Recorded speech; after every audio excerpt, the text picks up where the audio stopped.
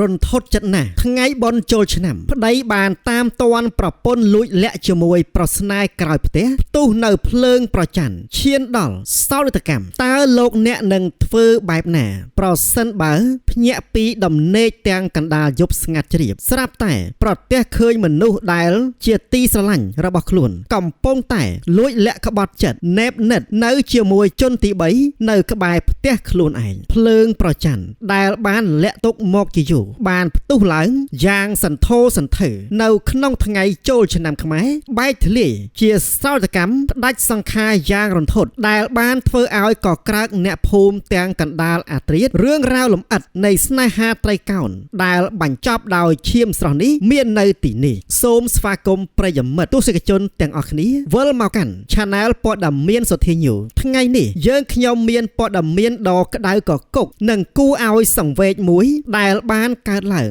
កាលពីពេលថ្មីនេះតាក់ទងទៅនឹងករណីអំពើហិង្សាដ៏កាចសាហាវដោយសារតែភ្លើងប្រច័ណ្ឌនិងការក្បត់ចិត្តដែលឈានទៅដល់ការបាត់បង់ជីវិតយ៉ាងអណោចអាធមតោះដើម្បីកុំឲ្យប្រិយមិត្តរងចាំយូរសូមទស្សនិកជនចូលរួមតាមដានទស្សនានៅសាច់រឿងលម្អិតដូចតទៅនេះប្រិយមិត្តទស្សនិកជនជាទីគោរពហេតុការណ៍ដ៏រន្ធត់មួយនេះมันបានកើតឡើងនៅទីណាឆ្ងាយនោះទេគឺបានកើតឡើងនៅក្នុងឃុំកន្សោមអស្រុកកំពង់ត្របែកខេត្តព្រៃវែងអ្វីដែលកាន់តែធ្វើឲ្យសង្វេគទៀតនោះគឺសោតកម្មមួយនេះបានផ្ទុះឡើងចំពេលដែលប្រជាពលរដ្ឋខ្មែរនៅទូទាំងប្រទេសកំពុងតែត្រៀមខ្លួនអបអរសាទរពិធីបុណ្យចូលឆ្នាំប្រពៃណីជាតិខ្មែរហេតុការណ៍មួយនេះបានកើតឡើងកាលពីវេលាអាត្រៀតថ្ងៃទី13ឈានចូលព្រឹកថ្ងៃទី14ខែមេសាឆ្នាំ2026ដែលត្រូវជាថ្ងៃទី1នៃពិធីបុណ្យចូលឆ្នាំប្រពៃណីជាតិខ្មែរតែម្ដងតួអង្គនៅក្នុងហេតុការណ៍នេះរួមមានបុរសជាប្តីដែលជាជនដៃដល់មានឈ្មោះថាមឿនចិត្តមានអាយុ45ឆ្នាំចំណែកឯស្ត្រីជាប្រពន្ធមានឈ្មោះស្បោងគុយលីមានអាយុ41ឆ្នាំនិងបុរសម្នាក់ទៀតដែលរងគ្រោះថ្នាក់ដល់ជីវិតត្រូវបានគេស្គាល់ថាជាប្រុសស្នេហ៍លួចលាក់មានឈ្មោះថាអេងលុនមានអាយុជាង40ឆ្នាំបើយោងទៅតាមចម្លើយសារភាពរបស់បុរសជាប្តីបានប្រាប់ទៅកាន់សមត្ថកិច្ចដើមចមនៃសាច់រឿងនេះគឺផ្ដើមចេញពីការសង្ស័យបុរសឈ្មោះមឿនចិត្តបានលួចសង្ស័យថាភរិយារបស់ខ្លួនមានទំនាក់ទំនងស្មុគស្មាញលួចមានសហាយស្មន់ជាយូរយារណាស់មកហើយក៏ប៉ុន្តែលោកគ្រាន់តែមិនទាន់មានផុសតាងរឹងមាំឬក៏ចាប់បានស្ដែងនៅនឹងភ្នែកតែប៉ុណ្ណោះការសង្ស័យនេះបានប្រែក្លាយជាដុំភ្លើងគំនុំនៅក្នុងចិត្តពីមួយថ្ងៃទៅមួយថ្ងៃរងចាំតែពេលផ្ទុះលុះមកដល់យប់កើតហេតុគឺវេលាម៉ោងប្រមាណជា2:50នាទីឈានចូលព្រឹកថ្ងៃទី14ខែមេសាឆ្នាំ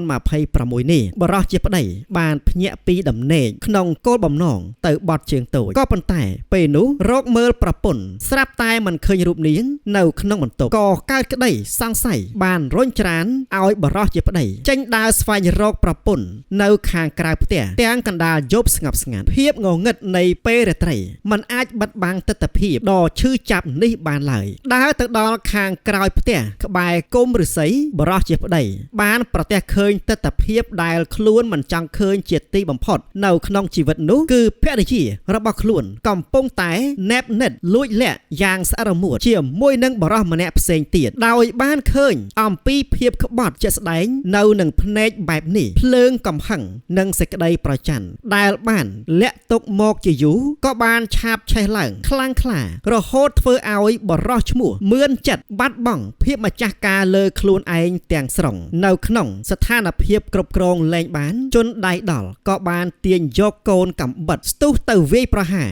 ធ្វើសកម្មភាពចាក់ទៅលើបរិសុទ្ធជាប្រុសស្នេហ៍បណ្ដាលឲ្យស្លាប់ភ្លាមយ៉ាងអណោចអាធមនៅក្នុងថ្លុកឈាមនិងនៅកន្លែងកើត ហេតុដោយមិនទាន់អស់កំហឹងបរោះជាប្តីបានបន្តបង្វែរមុខព្រួញទៅរកភរិយារបស់ខ្លួនដោយបានចាក់ប្រពន្ធជាច្រើនកំបិតបន្ថែមទៀតរហូតដល់នាងដេកដួលសន្លប់បាត់បង់ស្មារតី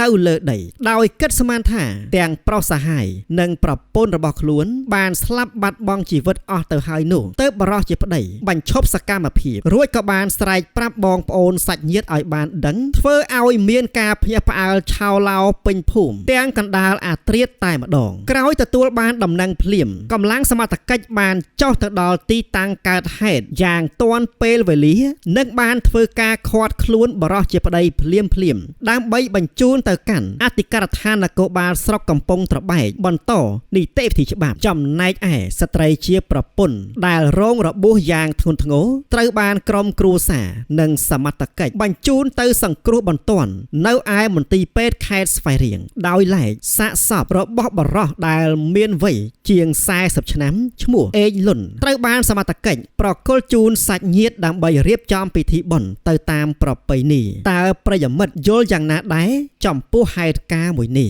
រឿងនេះមិនមែនជារឿងថ្មីទេនៅក្នុងសង្គមយើងក៏ប៉ុន្តែរាល់ពេលដែលវាបានកើតឡើងវាតែងតែបានបន្សល់ទុកនៅស្នាក់ស្នាមសោកនាដកម្មយ៉ាងជ្រៅបើយើងធ្វើការវិភាគឲ្យស៊ីជម្រៅទៅលើហេតុការណ៍នេះយើងនឹងបានឃើញថាបញ្ហាធំបំផុតនោះគឺកង្វះនៃការគ្រប់គ្រងអារម្មណ៍និងភាពមិនស្មោះត្រង់នៅក្នុងជីវិតគូទី1ឥទ្ធិពលនៃអំពើហិង្សាការប្រើប្រាស់អំពើហិង្សាដើម្បីដោះស្រាយបញ្ហាស្នេហាមិនដែលផ្ដល់នៅលទ្ធផលល្អនោះទេនៅក្នុងករណីនេះគ្រួសារចំនួន2ឬក៏3ត្រូវបានបំផ្លាញត្រឹមតែមួយប៉ព្រិចភ្នែកម្នាក់ត្រូវបាត់បង់ជីវិតចោលសាច់ញាតិម្នាក់ទៀតត្រូវរងរបួសធ្ងន់ដេកពេទ្យរងនៅការឈឺចាប់ទាំងផ្លូវកាយនិងផ្លូវចិត្តចំណែកឯជនដៃដល់ខ្លួនឯងត្រូវប្រឈមមុខនឹងការជាប់ពន្ធនាគាររយៈពេលយូរបាត់បង់អនាគតនិងបាត់បង់សេរីភាពទាំងស្រុង